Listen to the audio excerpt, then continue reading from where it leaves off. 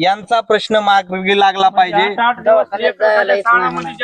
दवाखान्यात सुद्धा जाय येत नाही। बघा महिला पण आहेत, यांची पण समस्या आहे की गुडघे हे दुखत येत, चला येत नाही, काय नाही।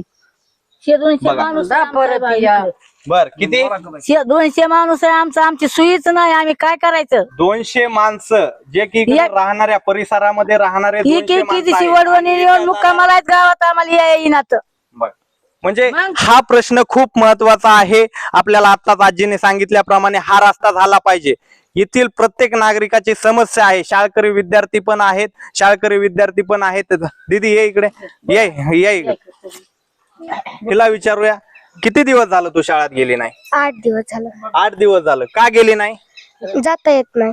जाता बघा, रस्त्याची समस्या असल्यामुळे ही 8 दिवस शाळा गेली नाही। शासन म्हणतं मुलगी शिकवा, आणि मुलगी शिकवत असताना तिला जर जायला रस्ताच नसेल तर मुलगी कशी शिकवायची?